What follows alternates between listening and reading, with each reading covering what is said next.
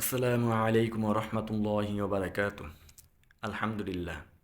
আলহামদুলিল্লাহি রব্বিল আলামিন ওয়াল আকিবাতু লিল মুত্তাকিন ওয়াসসালাতু ওয়াসসালামু আলা রুসুলিহি মুহাম্মাদিন ওয়া আলিহি ওয়া আসহাবিহি আজমাইন। আম্মা বা'দ, ফাআউযু বিল্লাহি মিনাশ শাইতানির রাজীম। বিসমিল্লাহির রহমানির রহিম। ইকরা বিসমি রাব্বিকাল্লাযী খলাক, খলাকাল ইনসানা মিন আলাক, ইকরা ওয়া রাব্বুকাল আকরাম, আল্লাযী আল্লামা বিল কলম, আল্লামাল ইনসানা মা লাম ইয়ালাম। সম্মানিত তিনি দর্শক, পবিত্র কোরআনের এই কালজয়ী আয়াতগুলোর মধ্যে মহান আল্লাহ আমাদের পড়ার এবং শেখার নির্দেশ দিয়েছেন, আর সেই লক্ষ্যেই আমাদের আজকের এই ক্লাস। শুরু করছি শব্দে শব্দে অর্থ বুঝে নামাজ শিক্ষা ক্লাসের আজ পঞ্চমতম ক্লাস। ইতিপূর্বে আমরা 4টি ক্লাস শেষ করেছি, আজ আমাদের পঞ্চমতম ক্লাস। গত ক্লাসে আমরা আলোচনা করেছিলাম সূরা ফাতিহার তাৎপর্য এবং গভীরতা নিয়ে। আজকের ক্লাসের মূল বিষয় হচ্ছে আমরা আজ শিখব শব্দে শব্দে সূরা ফাতিহার প্রতিটি আয়াত এবং শব্দের অর্থ। কেন আমাদের নামাজ বুঝে পড়তে হবে?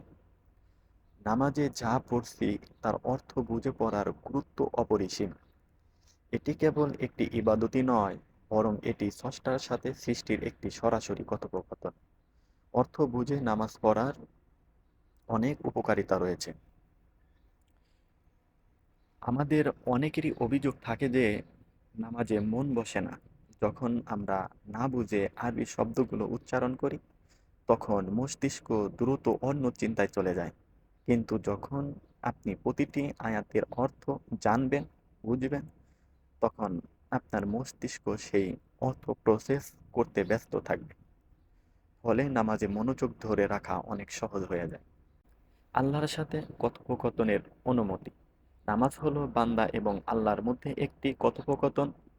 যেমন সূরা ফাতিহার সময় যখন আমরা বলি, সকল প্রশংসা আল্লাহর, তখন আমরা জানি আমরা কাকে প্রশংসা করছি। অর্থ বুঝলে মনে হবে আপনি সরাসরি মহান আল্লাহর সামনে দাঁড়িয়ে তার সাথে কথা বলছেন। আর অর্থ না জানলে এমনটি অন্তরের মধ্যে হবে না, যা ইবাদতের স্বাদ ও বহুগুণ বাড়িয়ে দেয় যদি আমরা অর্থ বুঝে নামাজ পড়তে পারি। হৃদয়ে প্রভাব ও আধ্যাত্মিক উন্নতি। কোরআনের আয়াতগুলোতে জান্নাতের বর্ণনা, জাহান্নামের বর্ণনা, জাহান্নামের ভয়ের বর্ণনা, আল্লাহর দয়া এবং হেদায়েতের কথা রয়েছে। যখন আপনি অর্থ বুঝবেন, তখন কোনো আয়াতে আপনার চোখে পানি আসবে, আবার কোনো আয়াতে আপনার মন কৃতজ্ঞতায় ভরে উঠবে। এই আবেগীয় সংযোগ আপনার ঈমানকে মজবুত করে। নামাজের ভুল সংশোধন সহজ হয়। অর্থ জানলে নামাজে কিরাত পড়তে অর্থ জানলে নামাজে কিরাত পড়তে গিয়ে ভুল হওয়ার সম্ভাবনা কমে যায়। এমনকি ইমাম সাহেব ভুল করলে তা ধরা বা লোকমা দেওয়া সহজ হয়। নিজের অজান্তেই ভুল শব্দ উচ্চারণের প্রবণতা কমে আসে। চারিত্রিক পরিবর্তন। কোরআনে বলা হয়েছে, নিশ্চয় নামাজ মানুষকে অশ্লীল ও মন্দ কাজ থেকে বিরত রাখে। যখন আপনি নামাজের প্রতিটি দোয়ার অর্থ বুঝব বা আপনি বুঝবেন, সেই শিক্ষাগুলো আপনার আমার অবচেতন মনে গেঁথে যাবে, যা নামাজের বাইরেও আপনার আমার আচরণ ও চরিত্রে ইতিবাচক প্রভাব। আমরা কিভাবে শুরু করতে পারি? পুরো কোরআন একবারে শেখা কঠিন মনে হলে ছোট ছোট পদক্ষেপ আমরা নিতে পারি। সূরা ফাতিহা, প্রথমে এই সূরার অর্থ মুখস্থ বা আমরা সকলে মিলেই করি, কারণ এটি প্রতি রাকাতেই আমাদের প্রয়োজন। নামাজের দোয়া, রুকু সেজদা এবং তাশাহুদের অর্থ আমরা শিক্ষা করব ইনশাআল্লাহ। ছোট ছোট দোয়াগুলির অর্থ আমরা শিখব। আপনি সচরাচর যেই শব্দগুলি আমরা তেলাওয়াত করে থাকি নামাজের মধ্যে, প্রথমে সেই ছোট ছোট সূরাগুলি দিয়েই আমরা শুরু করব ইনশাআল্লাহ। পরবর্তীতে আমরা আরবি গ্রামার সম্পর্কে কথা বলবো, আমরা আরবি গ্রামার শিখব। তারপরে ধারাবাহিকভাবে আমরা পারা আকারে কোরআনের তর্জমা শেখার চেষ্টা করব।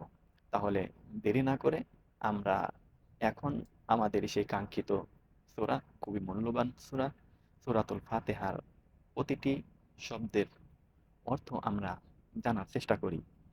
সম্মানিত দিনী দর্শক, আমরা স্ক্রিনের দিকে লক্ষ্য করি। আমরা এখানে ভিন্ন একটি কালার দেখতে পাচ্ছি। আমরা শুরুতেই দেখতে পাচ্ছি আলিফ লাম। আলিফ লাম এই শব্দটি সব সময় শব্দের শুরুতে বসবে। এর কারণ আলিফ লাম ব্যবহারের দুটি নিয়ম। একটি নিয়ম হচ্ছে যেই শব্দটির শুরুতে বসবে ওই শব্দটিকে নির্ধারিত করে দেওয়া। দ্বিতীয় কারণ হচ্ছে ওই শব্দের অর্থ বলতে যা কিছু বোঝায় সেটাই আলিফ লাম বোঝাবে। তাহলে এখানে আমরা হামদ শব্দের শুরুতে পেয়েছি এই শব্দটি নির্ধারিত একটি শব্দ। এই শব্দের অর্থ বলতে যা কিছু রয়েছে এই আলিফ লামের ভিতরে রয়েছে। তাহলে আলহামদু শব্দটির অর্থ হলো, নিচে দেখুন লেখা রয়েছে সকল প্রশংসা। লিল্লাহি, লি মানে জন্য, আল্লাহি মানে আল্লাহর, লিল্লাহি মানে আল্লাহর জন্য, রব্বি মানে রব, প্রতিপালক। তারপরে আমরা এখানেও দেখতে পাচ্ছি আলিফ লাম। আলামিনা মানে সমস্ত জগৎ সমূহের রব। আমরা প্রশংসা করছি কার? আলহামদুলিল্লাহি রব্বিল আলামিন। সকল প্রশংসা জগৎ সমূহের রব আল্লাহর জন্যই। আর রহমানি মানে অশেষ করুণাময়, শব্দটি নির্ধারিত একটি শব্দ। আর রহিম, তারপরে রয়েছে রহিম মানে পরম দয়ালু, যিনি পরম দয়ালু। তাহলে অর্থ কি হলো? পরম করুণাময়, অতি দয়ালু। দেখতে পাচ্ছি মালিকি, মানে মালিকি শব্দের অর্থ হচ্ছে মালিক, অধিপতি। ইয়াউম শব্দটির অর্থ হচ্ছে সেই দিন। আর এখানে দিন শব্দটির অর্থ করা হয়েছে শেষ বিচারের দিন বা কিয়ামতের দিন। মালিক ইয়াউমিদ্দিন, সেই দিনের মালিক বা বিচার দিনের মালিক। তারপরে আমরা লক্ষ্য করি ইয়া শব্দটির অর্থ কি? ইয়া শব্দটির অর্থ হচ্ছে শুধুমাত্র, কেবলমাত্র, একমাত্র। কা, কা মানে তোমার, কা মানে তোমার। তাহলে দুটা মিলে অর্থ হলো কি? ইয়াকা মানে শুধুমাত্র, কেবলমাত্র তোমারই। না'বুদু শব্দটির অর্থ কি? না শব্দটির অর্থ হচ্ছে আমরা বা আমার। এটা ফেলে মুদারের সিগা, যাকে বলা হয় ইংলিশে যাকে বলা হয় প্রেজেন্ট অ্যান্ড ফিউচার টেন্স। না'বুদু আমরা ইবাদত করি বা করব। এখানে দেখেন, লক্ষ্য করি আমরা নুন আমরা রেড কালার দিয়ে চিহ্নিত করেছি এবং নিচে আমরা লিখেছি আমরা। এখানেও আমি রেড কালার দিয়ে চিহ্নিত করেছি। ওয়া মানে এবং, তারপরের শব্দটি দেখি, ওয়া মানে এবং, ইয়া মানে শুধুমাত্র, কেবলমাত্র, কা মানে তোমারই, নুন মানে আমরা, নাস্তাইনু মানে আমরা সাহায্য চাই। এখানেও নুন মানে আমরা, এটাও কি প্রেজেন্ট অ্যান্ড ফিউচার টেন্স, যাকে আরবিতে বলা হয় ফেলে মুদারি। তাহলে আমরা অর্থ কি পেলাম? ইয়াকা না'বুদু ওয়া ইয়াকা নাস্তাঈন।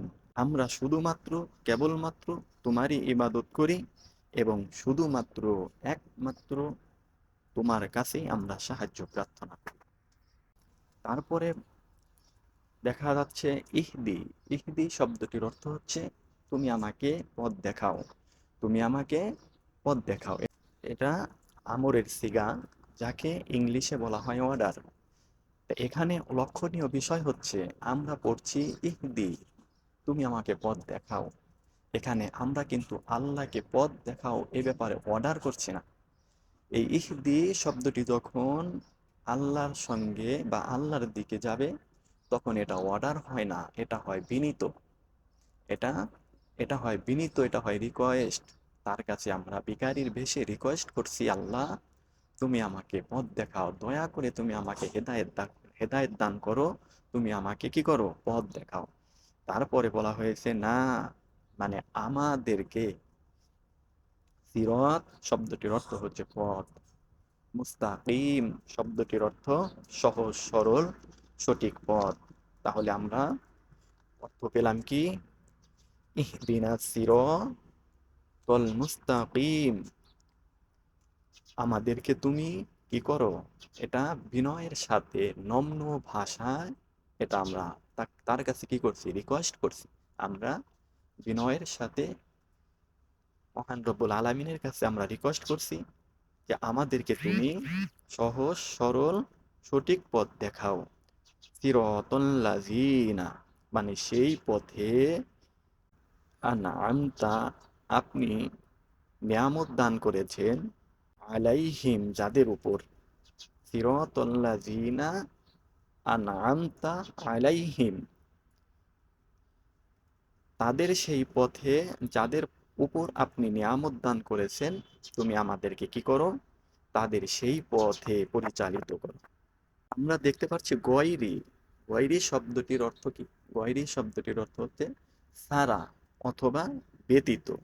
মাগদুবি মানে অভিশপ্তদের, মানে অভিশপ্তদের ছাড়া, অর্থাৎ তুমি আমাদেরকে কি করিও না, যাদের উপরে অভিসম্পাত করেছো, অভিশপ্ত হয়েছে তারা, তাদের পথ আমাদেরকে তুমি দেখাইও না। আলা মানে উপরে, হিম মানে তাদের, হিম মানে তাদের, ও মানে এবং, লা শব্দটির অর্থ হচ্ছে বর্তমান এবং ভবিষ্যৎকালের না, দলিন মানে পথভ্রষ্টদের। তাহলে আমাদের অর্থ কি দাঁড়ালো, গায়রিল মাগদুবি আলাইহিম ওয়ালাদ-দাল্লিন, যারা গজবপ্রাপ্ত ও পথভ্রষ্ট নয়, যারা গজবপ্রাপ্ত ও পথভ্রষ্ট নয়, অর্থাৎ তুমি যাদের উপরে গজব দিয়েছো এবং যারা পথভ্রষ্ট হয়ে গেছে, যারা বিভ্রান্ত, তাদের পথে আমাদেরকে পরিচালিত করিও না। তারা সারা যারা আছে, যারা তোমার নেককার বান্দা, হকের উপরে ছিল, তাদের সেই পথ তুমি আমাদেরকে পরিচালনা করো, তাদের সেই পথ তুমি আমাদেরকে প্রদর্শন করো, সেই পথ তুমি আমাদেরকে দেখাও। সম্মানিত তিনি দর্শক, আমাদের পরবর্তী ক্লাসটি হবে সূরাতুল কাফিরুনের উপরে। আমরা সেই ভিডিওটি দেখার আমন্ত্রণ জানিয়ে আজকের মতো এখানেই শেষ করছি। আসসালামু আলাইকুম ওয়া রাহমাতুল্লাহ।